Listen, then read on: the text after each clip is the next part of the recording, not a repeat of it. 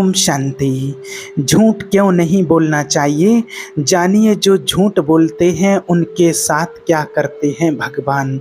आज दुनिया में बहुत लोग हैं जो ये समझते हैं कि झूठ के सहारे के बिना हम चल नहीं सकते हैं और झूठ बोलना पड़ता है, लेकिन आज आपको पता चलेगा कि झूठ बोलने से क्या होता है। और कितने लोग हैं कि जो बिना वजह के भी झूठ बोलते रहते हैं, उनको ये पता नहीं है कि आप जो झूठ बोल रहे हैं इसका परिणाम आगे चल कर के आपको क्या मिलेगा। देखिए, जो सत्य के राह पर चलते हैं वो रास्ता एक न एक दिन भगवान के द्वार तक एक दिन हमें न आपको पहुंचा ही देता है, और सत्य का रास्ता ही ईश्वर तक जाता है, दूसरा और कोई रास्ता नहीं है। आप झूठ लाख बोल दो, लेकिन ना तो आपको झूठ बोलने से कभी शांति मिलेगी और ना ही आपको कभी सुख मिलेगा, ना कभी एलोक बनेगा ना परलोक बनेगा। सत्य बोल करके हार जाना अच्छा है, पर सत्य बोल करके हार जाना अच्छा है, पर झूठ बोल करके जीत जाना अच्छा नहीं है। झूठ बोल करके जीत जाने से अच्छा है कि सत्य बोलकर हार जाइए, कम से कम आप सत्य के साथ तो रहेंगे। जीवन में कभी झूठ का साथ नहीं देना चाहिए, हमें किसका साथ देना है ये हमेशा याद रखना है, सत्य का। और आज आप खुद चेक करिए कि कितने लोग हैं जो दुनिया में सत्य बोलते हैं। आप कभी भी झूठ ना बोला करो। कभी कभार साल 2 साल में एक आध बार झूठ बोल दिया तो उसकी मात्रा कम है, उसका इतना दंड नहीं मिलेगा। जैसे अगर 1 लीटर दूध में अगर आपने 2 बूंद पानी मिला दिया तो ज़्यादा कोई फ़र्क नहीं पड़ेगा। 1 लीटर दूध में अगर 2 बूंद पानी मिला दिया तो कोई फ़र्क नहीं पड़ेगा, लेकिन 1 लीटर दूध में अगर 1 लीटर ही पानी मिला दिया तो उससे फ़र्क पड़ेगा। जीवन में अगर 2-4 बार झूठ बोल दिया तो कोई फ़र्क नहीं पड़ता, छोटा सा पाप है तो नष्ट हो जाएगा आपके पुण्य से, लेकिन अगर पाप ही पाप हैं तो उसका दंड तो आपको फिर ज़्यादा ही भोगना पड़ेगा। इसलिए झूठ की मात्रा बिल्कुल कम कर दीजिए। एक व्यक्ति मिलते हैं, कल क्या उन्होंने बताया कि अगर हम झूठ नहीं बोलेंगे तो हमारा बिजनेस ही नहीं चलेगा, हमारा कारोबार ही नहीं चलेगा, हमारी दुकान ही नहीं चलेगी। हमने उनको बताया कि भाई, जब झूठ बोलने से आपकी दुकान इतनी चलती है और जब आप झूठ का सहारा लेकर के आपकी दुकान इतनी चल रही है, तो जब आप सत्य का सहारा लोगे तो आपकी दुकान कितनी चलेगी। यदि झूठ तुझे इतना आगे ले जा सकता है तो आपको झूठ कितना आगे ले जा सकता है। पर विडंबना तो यह है कि लोगों को झूठ पर तो भरोसा है लेकिन सत्य पर भरोसा नहीं है। और आपसे एक निवेदन है कि जीवन में हमेशा सत्य ही आपको आगे ले जाएगा। यदि झूठ की इमारत आपने बना रखी है तो झूठ की इमारत बहुत जल्दी धराशायी हो जाती है, क्योंकि वो मजबूत नहीं होती है। सत्य की नींव बड़ी मजबूत होती है। सत्य के रास्ते पर चलोगे तो सदियां गुजर जाएंगी, समाज तुम्हें पूजना बंद नहीं करेगा। इस बात को आप याद रखना। यदि झूठ के रास्ते पर चलोगे, रावण झूठ के रास्ते पर चलता था, श्री राम जी सत्य के रास्ते पर चलते थे। सत्य के रास्ते पर चलते थे तो लोग मंदिर बना करके पूजते हैं, और झूठ के रास्ते पर रावण चलता था तो उसके गली गली में पुतले जलाए जाते हैं। यह है झूठ का परिणाम। आप बोलोगे झूठ, उसका परिणाम क्या होगा? वर्तमान को ना देखो, इस वर्तमान में किए गए कर्म का परिणाम क्या होगा उस पर तो आप कभी दृष्टि डालो। जो आज है, जो आज तुम्हें अच्छा या बुरा जो कर रहे हो, इसका भविष्य क्या है, इसका फल आपको क्या मिलेगा कल, उस पर दृष्टि डालना बहुत ज़रूरी है। भविष्य को देखना भी बहुत ज़रूरी है। कहाँ देखना चाहिए भविष्य को? देखिए, रावण ने अगर ये सोचा होता कि मेरे जैसा पंडित, मेरे जैसा ज्ञानी, यदि मेरे जैसा ज्ञानी सीता को चुराएगा तो समाज में संदेश क्या जाएगा, मैसेज क्या जाएगा। रावण ने अगर इस बात पर थोड़ा भी विचार किया होता तो शायद रावण एक गलती ना करता, शायद रावण के आज दुनिया में पुतले ना जलाए जाते। आप कोई भी काम करने से पहले एक बार आने वाले भविष्य को झांक कर जरूर देखिएगा। कहीं लोग आने वाले भविष्य में आपको गालियां तो ना दें। वो लादेन को आप सभी ने देखा है, वो मारा गया है, उसका नाम आपने सुना है, उसने कितने अपराध किए, कितने लोगों की हत्याएं की, क्या हुआ? आज तक भी लोग उसे गालियां देते हैं। आज तक उसके नाम पर किसी ने आंसू नहीं बहाए होंगे, आज तक उसके नाम पर किसी ने। तो देखिए, जाना तो सभी को है, मरना तो सबको है, आपको हमको सबको जाना है, लेकिन निर्णय ये करना है कि सत्य बोल करके जाना है या झूठ बोल करके जाना है, रावण बन के मरना है या राम बन के जाना है, ये आपका निर्णय है, आपके हाथ में है। आप देख लीजिए आपको करना क्या है। इसलिए गलत मार्ग ना अपनाइए, वो आपके लिए बहुत हानिकारक होगा। अच्छा तो लगता है झूठ बोलने में, कई लोग कहते हैं खुजली जब होती है तो अच्छा लगता है खुजलाने में, लेकिन उसकी जो जलन होती है खुजलाने के बाद वो बड़ी दर्दनाक होती है। ऐसे झूठ भी खुजली की तरह होता है। झूठ बोलने में बड़ा मज़ा आएगा, बहुत पैसे मिल गए, बहुत कमा लिया, बहुत अच्छा लग रहा है, बहुत बड़े आदमी बन गए, लेकिन उसका जो रिएक्शन होगा, जो उसकी जलन होगी, वो असहनीय वेदना होगी, असहनीय दर्द होगा। इसलिए जीवन में कभी भी गलत रास्ते पर ना चलना। अपने बच्चों को यही सिखाओ बचपन से, बच्चा बेटा नमक रोटी खा लेना, लेकिन सत्य की ही रोटियां खाना। झूठ के हलवा पूड़ी से अच्छा है कि नमक की रोटी खाएं, नमक से रोटी खाएं।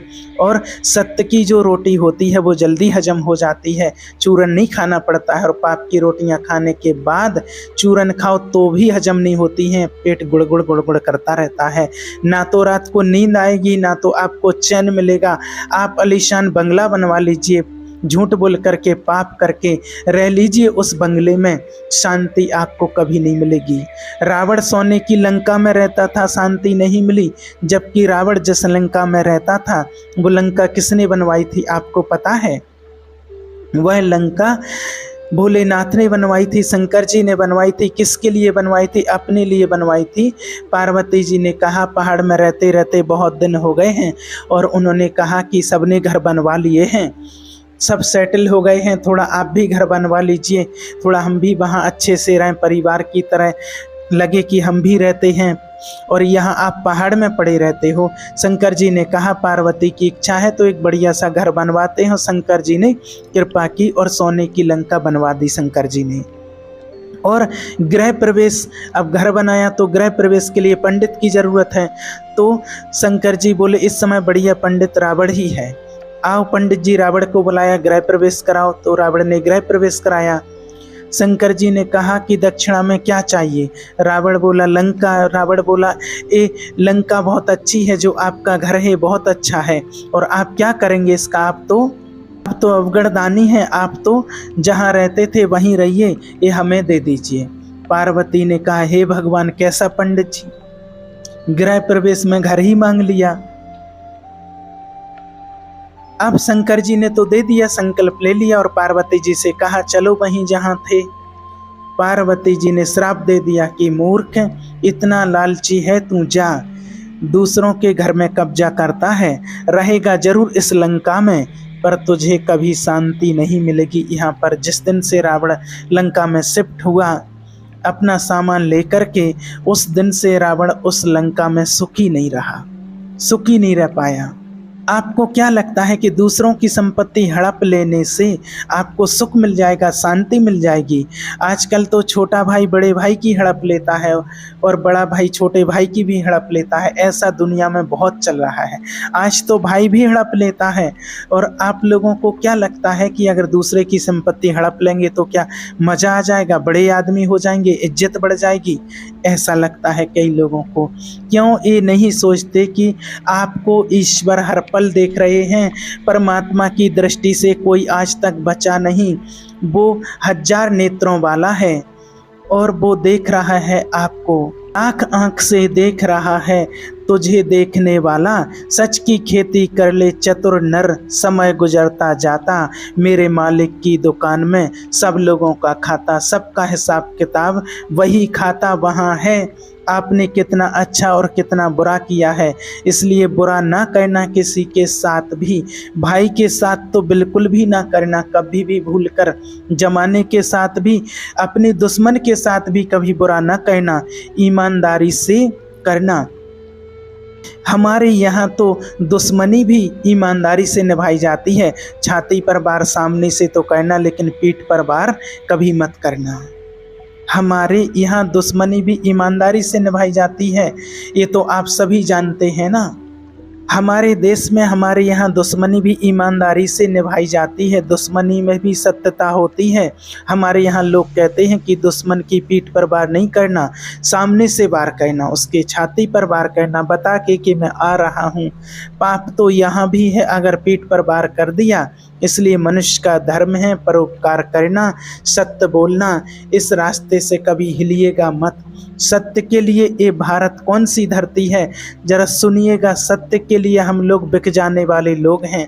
राजा हरिश्चंद्र बाजार में बिक जाते हैं, राजा हरिश्चंद्र की पत्नी तारा बाजार में बिक जाती हैं, हरिश्चंद्र का बेटा बाजार में रोहित नाम का बिक जाता है, लेकिन अपने सत्य को कभी नहीं छोड़ते हैं। ये हमारे भारत की धरती है जहां अपने आप को बेच दिया जाता है, लेकिन उस हाल में भी सत्य को नहीं छोड़ा जाता है। राजा हरिश्चंद्र ने अपनी पत्नी को बेच दिया, अपने आप को बेच दिया, किसके लिए? सत्य के लिए। सत्य ना चला जाए। मोरध्वज नाम के एक राजा थे, उन्होंने अपने बच्चे को आरे से चीर करके दान दिया था। आपने उनका नाम सुना होगा कभी, अगर उनकी कथा आपने देखी पढ़ी हो। सत्य कितनी बड़ी चीज है शायद आप नहीं जानते हैं। सत्य बराबर तप नहीं, झूठ बराबर पाप। सबसे बड़ा पाप क्या होता है आप जानते हैं? झूठ बोलना। और आज लोग झूठ ही बोल रहे हैं, सबसे ज़्यादा झूठ ही बोलते जा रहे हैं। एक राजा थे, देखिए उनका नाम था मोरध्वज। धर्मराज इष्ट राजा बन गए और राजा बन करके उन्होंने प्रजा पर खूब भंडारा करवाया, खूब लंगर चलवाए, खूब दान पुण्य किया, धर्म किया, यज्ञ किया, सबको संतुष्ट किया दान दक्षिणा दे करके। तब अहंकार से अर्जुन ने अंगड़ाई लेते हुए श्री कृष्ण जी से कहा, श्याम सुंदर बताओ कि इस धरती में हमारे भाई से बड़ा कोई दानी है क्या यहाँ? क्या हमारे भैया धर्मराज युधिष्ठिर जी से कोई दानी है क्या बड़ा कोई दूसरा? बड़ी अहंकार भरी शब्दों से अर्जुन बोले। भगवान श्री कृष्ण जी मुस्कुरा रहे हैं और फिर श्री कृष्ण जी ने कहा कि अर्जुन तुम्हारे भाई का नाम तो लिस्ट में सबसे नीचे है। नीचे है तो जरा हमें लिस्ट चेक कराओ, सबसे ऊपर किसका नाम है? श्री कृष्ण जी ने कहा कि लिस्ट चेक ना करो, हमारे भक्तों का हिसाब किताब हमारे पास ही रहता है। तुम्हारा भाई तो अभी बहुत छोटा है दानियों की लिस्ट में, दानियों के नाम पर उनका नाम तो लिस्ट में अभी नीचे है। तो बड़ा कौन है? जिद कर ली अर्जुन ने कि हमें बताओ सबसे बड़ा दानी कौन है। श्री कृष्ण जी ने अपनी लिस्ट पकड़ा दी और देखा तो पता चला कि सबसे ऊपर नाम था मोरध्वज का। इस दुनिया में बड़े बड़े दानी हुए हैं, उन दानियों में दानवीर कर्ण भी हैं, दानवीर हरिश्चंद्र भी हैं, लेकिन इन सब के दान से श्रेष्ठ दान जो है वो मोरध्वज का दान है। राजा मोरध्वज, ये मोरध्वज ने ऐसा आखिर क्या दान कर दिया? चर्चा तो आपने शायद सुनी ही होगी कभी ना कभी। जब अर्जुन ने देखा कि मोरध्वज का नाम सबसे ऊपर है तो उन्होंने कहा कि महाराज मैंने तो इस आदमी का कभी नाम ही नहीं सुना, यदि दानी होता तो कभी ना कभी तो मेरे कानों में इसका नाम पड़ता। भगवान श्री कृष्ण कहते हैं, श्री कृष्ण जी भगवान बोले, ये दानी जरा गुप्त में रहता है, छिपा करके देता है, इसे जान पाना संभव नहीं है। अर्जुन बोले, मैं परीक्षा लेकर के देखूंगा कि सच्चा दानी है कि आप पक्ष ले रहे हैं अपने भक्त का। श्री कृष्ण जी बोले, मुझे तो उस पर कोई संदेह नहीं है, वो सच्चा दानी है। तुम्हें फिर भी संदेह है तो चलो परीक्षा ले लेते हैं। अर्जुन कृष्ण दोनों, अर्जुन और कृष्ण ने ब्राह्मण का रूप बनाया और उन्होंने एक शेर अपने साथ में ले लिया, एक बूढ़ा सा शेर अपने साथ में ले लिया। अर्जुन और श्री कृष्ण पंडित बन करके गए और पहुँचे भिक्षान देही मोरध्वज के दरवाजे में। जब भिक्षा मांगी और मोरध्वज निकल करके आए, ब्राह्मण देवता आए हैं, देखो घर में ब्राह्मण देव आए हैं। सम्मान किया मूरध्वज ने, चरणों को पखारा और फिर उनको बिठाया, आरती उतारी, पूजा की। और मूरध्वज ने कहा, महाराज ये बताइए आपका आगमन कैसे हुआ है, मैं आपकी क्या सेवा कर सकता हूँ, क्या मदद कर सकता हूँ, अब बताइए। ब्राह्मणों ने कहा कि आज हमने सुना है कि आप बहुत बड़े दानी हैं। मूरध्वज का नियम था कि जब तक किसी को कुछ दे नहीं देते थे तब तक वो अन्न भी ग्रहण, जल भी ग्रहण नहीं करते थे, उसका नियम था। और दान दे करके ही वो कुछ खाते और पीते थे। आज ब्राह्मण आए हैं, क्या देना चाहिए? जो आप मांग लेंगे सो दे दूंगा। अच्छा, तो फिर एक काम कीजिए, ब्राह्मणों ने कहा। ब्राह्मणों ने कहा कि यदि देना हो तो हाथ में जल लेकर के संकल्प लो, ऐसा तो नहीं कि हम मांगे और आप मुकर जाओ, इसलिए पहले संकल्प ले लो हाथ में जल लेकर के। अच्छा, मूरध्वज ने कहा कि जो मैं कह देता हूँ वह करता हूँ, प्राण जाए पर वचन ना जाए। आपको अगर फिर भी यकीन नहीं है तो एक काम कीजिए, ये रहा संकल्प। हाथ में जल लेकर के संकल्प कर दिया कि जो आप कहोगे वो मैं दूंगा। संकल्प छूट गया। अब ब्राह्मणों ने कहा, मूरध्वज आपने संकल्प दे दिया है, जो मांगूंगा वो दोगे। मूरध्वज ने कहा, मेरा शीश मांग लोगा, शीश मांग लोगे शेष दे दूंगा, राज्य मांग लोगे राज्य दे दूंगा, जो मांगोगे वो दे दूंगा। ब्राह्मण ने कहा कि ना तेरा शीश चाहिए ना तेरा राज्य चाहिए, फिर क्या चाहिए? कह दिया ब्राह्मणों ने, महाराज मेरा शेर बाहर खड़ा है, महीने भर से भूखा है, बूढ़ा हो गया है, दांत गिर गए हैं, कुछ खा नहीं पा रहा है, उसके लिए जरा से मांस की व्यवस्था कर दीजिए, मांस दे दीजिए। मूरध्वज ने कहा, बस इतनी सी बात है? अरे मांस चाहिए, मैं अपना मांस देता हूँ, आपका शेर कितना खाएगा, मैं अपना मांस काट करके देता हूँ। राजा, मैं आपका मांस नहीं ले सकता है। ब्राह्मण बोले, आपका मांस कड़ा हो चुका है, बूढ़ा शरीर है, आपका शरीर बूढ़ा हो चुका है और हमारा शेर बूढ़ा है, उसके दांत नहीं है, वो चबा नहीं सकता है, और मैंने सुना है कि आपका एक छोटा सा बच्चा है।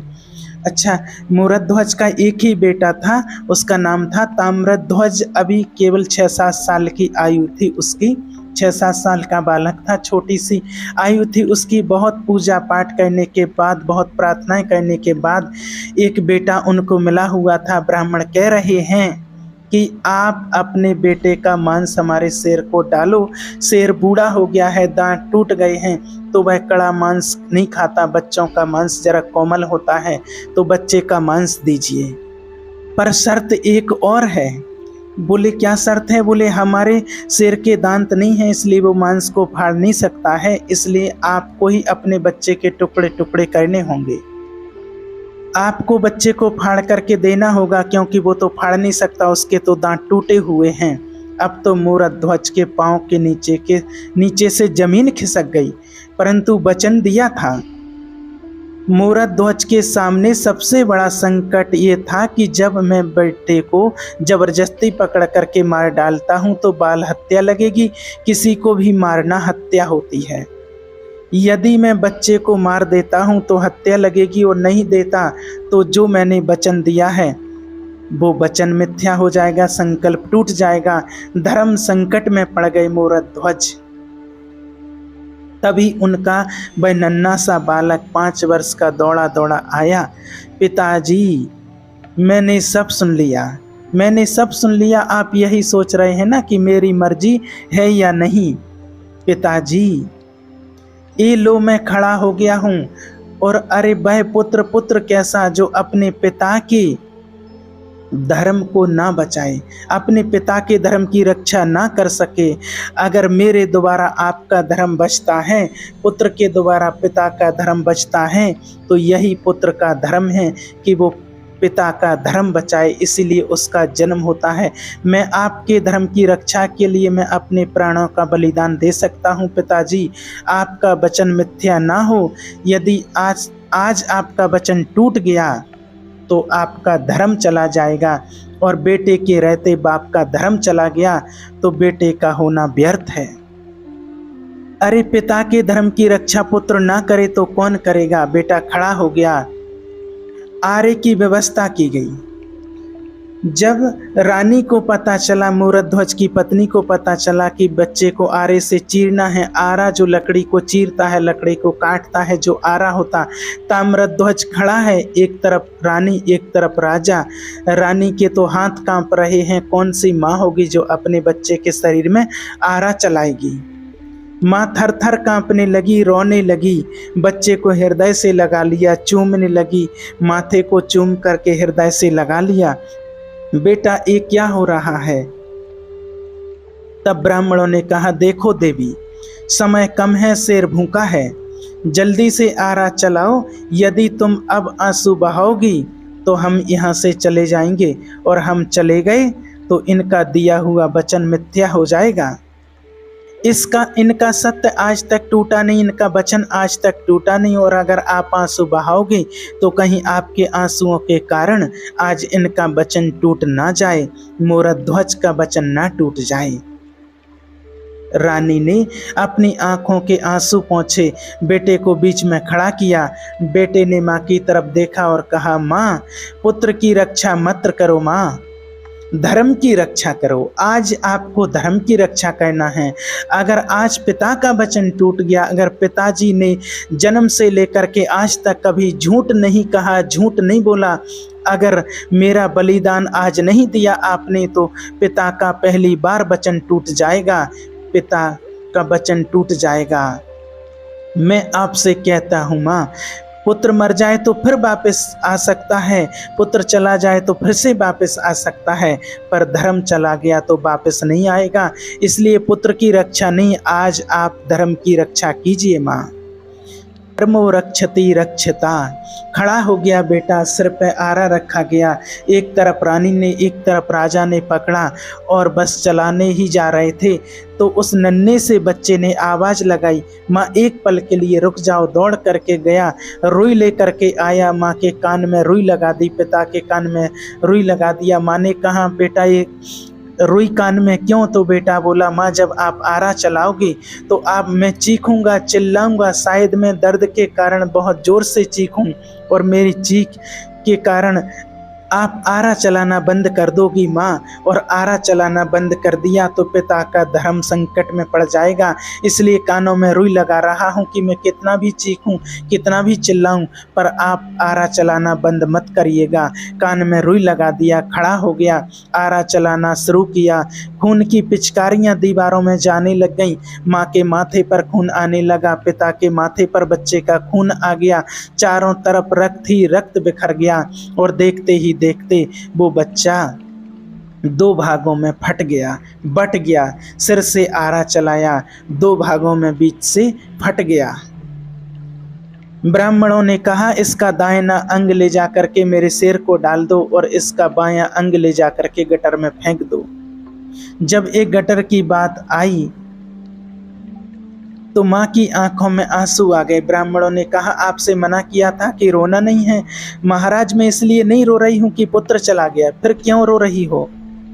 महाराज इसका एक भाग आपने शेर को डालने को कहा, दूसरा फेंकने को कहा।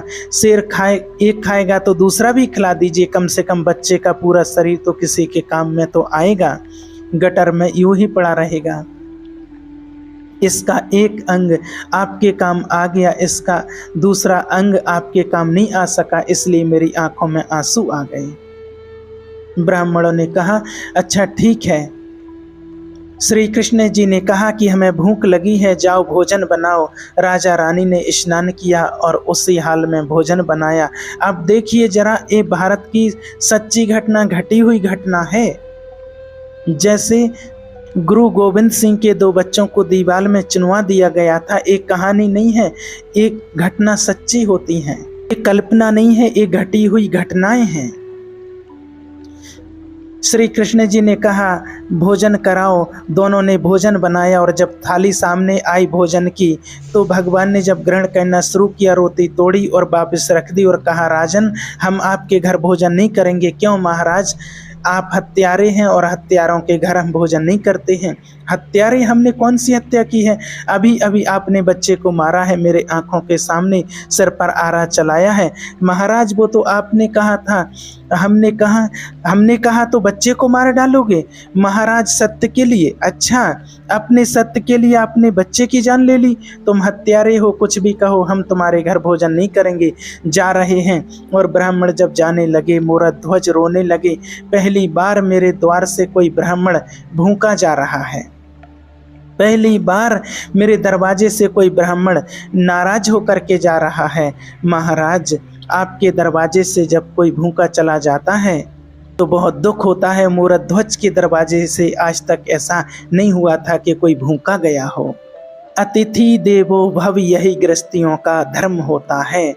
मोरध्वज ने भगवान की तरफ देखा कि हे विधाता, यदि मैंने आज तक किसी का अपनी वाणी से, अपने मन से, अपने कर्म से किसी का दिल ना दुखाया हो तो हे विधाता, मुझ में एक कलंक लगा झूठा कि मैंने पुत्र की हत्या की है।